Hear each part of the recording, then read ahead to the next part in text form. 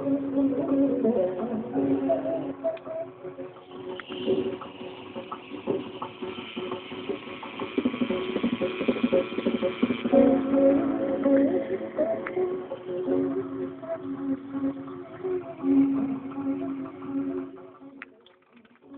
ಬಂಧುಗಳಿಗೆ ನಮಸ್ಕಾರ.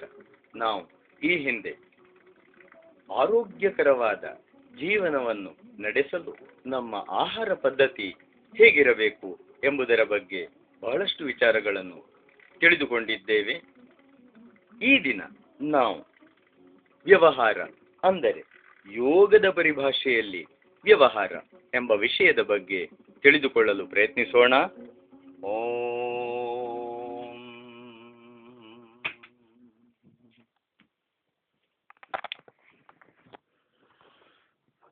ಯೋಗದ ಪರಿಭಾಷೆಯಲ್ಲಿ ವ್ಯವಹಾರ.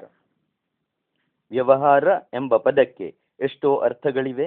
ಆದರೆ ಈಗ ನಮ್ಮ ಉದ್ದೇಶ ಪೂರ್ತಿಗೆ ವ್ಯವಹಾರ ಎಂಬ ಪದಕ್ಕೆ ನಾವು ತೆಗೆದುಕೊಂಡ ಆಹಾರ, ನಾವು ಉಂಡ ಆಹಾರ, ಮೈ ಹತ್ತಲು ನೆರವಾಗುವಂತಹ ದೈನಂದಿನ ಗತಿವಿಧಿಗಳು ಎಂದಿಷ್ಟು ಅರ್ಥವನ್ನು ಕಲ್ಪಿಸಿಕೊಂಡರೆ ಸಾಕು.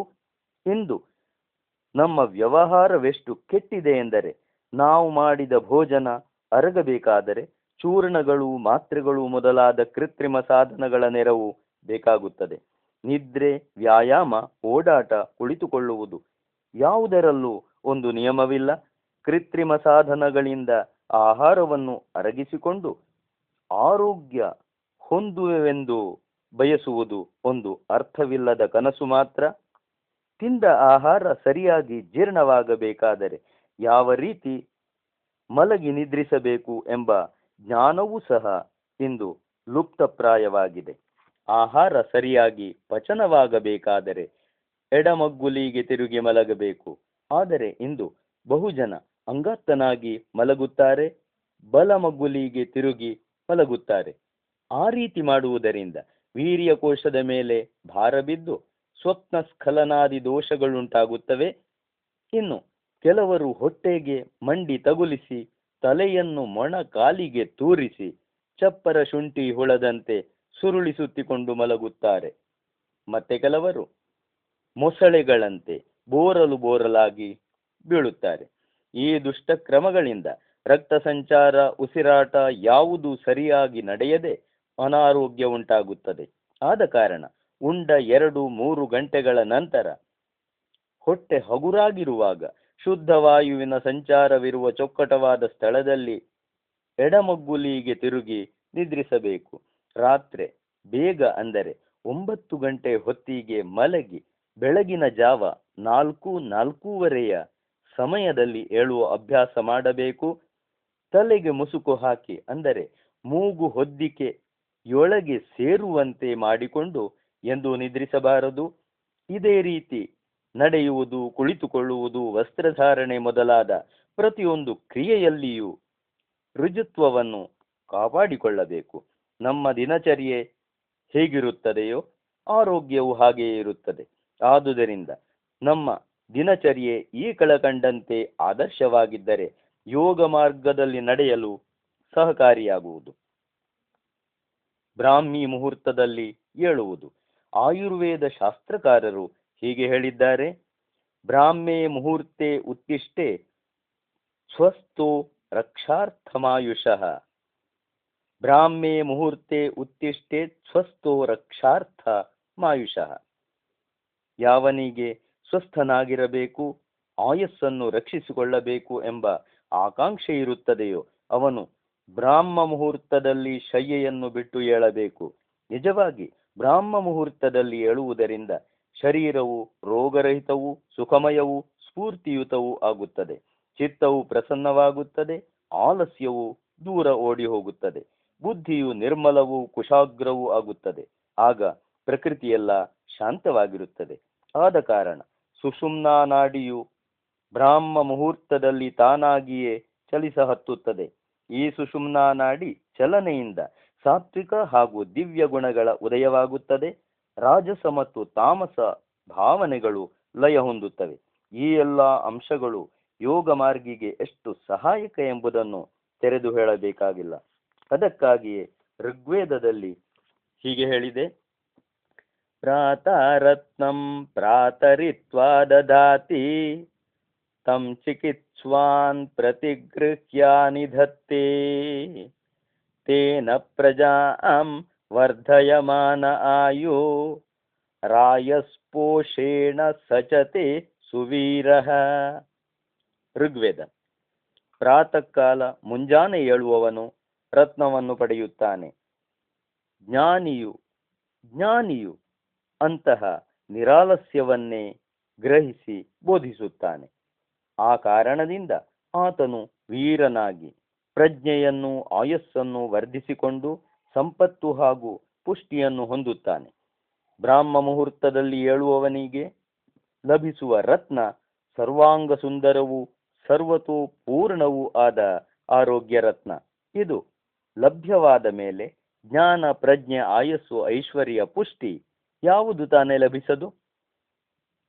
ಬ್ರಾಹ್ಮ ಮುಹೂರ್ತದಲ್ಲಿ ಜಾಗರಣಕ್ಕೂ ಶಾರೀರಿಕ ಹಾಗೂ ಮಾನಸಿಕ ಆರೋಗ್ಯಕ್ಕೂ ಇರುವ ಸಂಬಂಧವನ್ನು ಸಂಕ್ಷೇಪವಾಗಿ ವರ್ಣಿಸಲು ಸಾಧ್ಯವಿಲ್ಲ. ಆದರೂ ಇಷ್ಟು ಹೇಳಬಹುದು: ಬ್ರಾಹ್ಮ ಮುಹೂರ್ತದಲ್ಲಿ ಎದ್ದು ಬಿಡುವುದರಿಂದ ಮನಸ್ಸು ಹಾಗೂ ಬುದ್ಧಿ ಸ್ಫೂರ್ತಿಯುತವಾಗಿರುವ ಕಾರಣ ಈಶ್ವರ ಚಿಂತನ, ಸ್ವಾಧ್ಯಾಯ ಹಾಗೂ ಇತರ ಪಾಠ ಪ್ರವಚನಗಳು ಎಲ್ಲವೂ ಸುಲಭವಾಗಿ ನಡೆಯುತ್ತವೆ.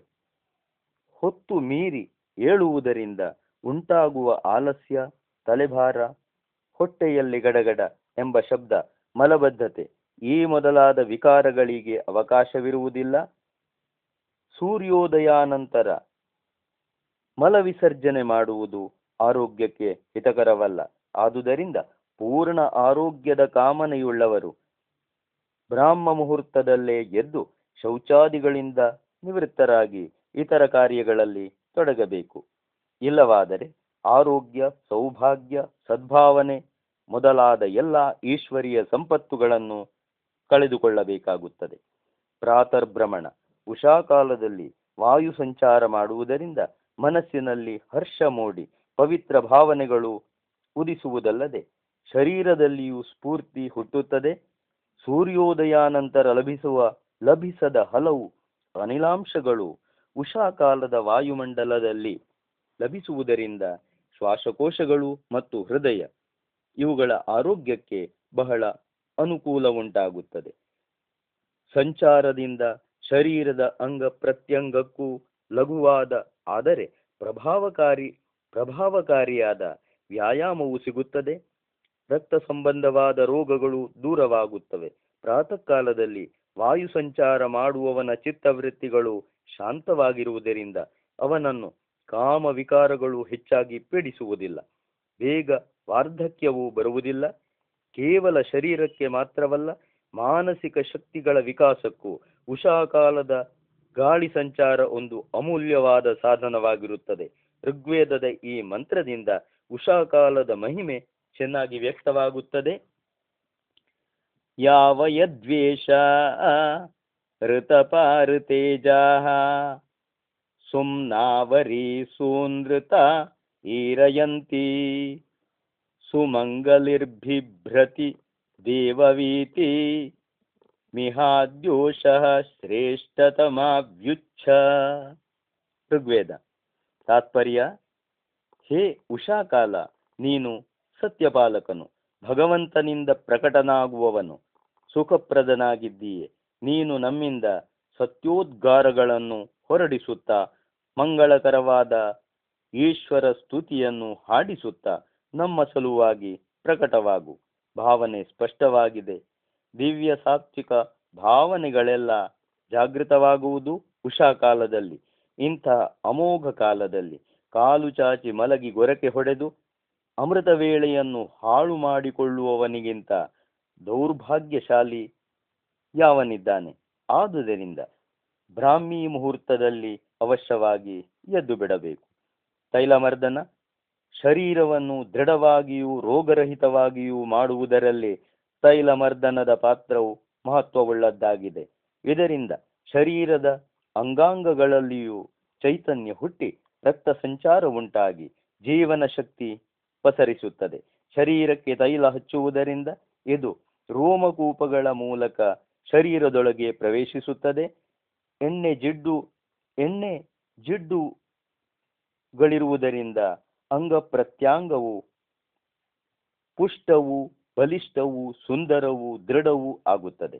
ಶರೀರದಲ್ಲಿ ಶ್ರಮ ಸಹಿಷ್ಣುತೆ ಹೆಚ್ಚಾಗುತ್ತದೆ. ವೃದ್ಧಾಪ್ಯ, ಮೈನೋವು ಮತ್ತು ಆಯಾಸ ದೂರವಾಗುತ್ತದೆ. ಚರ್ಮವೂ ಸಹ ಮೃದು ಮತ್ತು ಕಾಂತಿಯುಕ್ತವಾಗುತ್ತದೆ. ಕುರು, ಗುಳ್ಳೆ ಮೊದಲಾದ ರೋಗಗಳು ಉಂಟಾಗುವುದಿಲ್ಲ. ಆಯುರ್ವೇದ ಶಾಸ್ತ್ರದಲ್ಲಿ ತೈಲಮರ್ದನದ ಬಗ್ಗೆ ಹೀಗೆ ಹೇಳಿರುತ್ತಾರೆ: ಜಲಸಿಕ್ತಸ್ಯ ವರ್ಧಂತೆ ಯಥಾ ಮೂಲೇಂಕುರಾಸ್ಥರೋಃ ತಥಾ ಧಾತು ವಿವೃದ್ಧಿರ್ಹಿ ಸ್ನೇಹಸಿಕ್ತಸ್ಯ ಜಾಯತೆ. ಎಂದರೆ, ಮರದ ಬೇರಿಗೆ ನೀರೆರೆದಲ್ಲಿ ಅದರ ಶಾಖೋಪಶಾಖೆಗಳೆಲ್ಲ ವರ್ಧಿಸುವಂತೆ ತೈಲಾಭ್ಯಂಜನ ಮಾಡುವವನ ಧಾತುಗಳೆಲ್ಲ ವರ್ಧಿಸುತ್ತವೆ.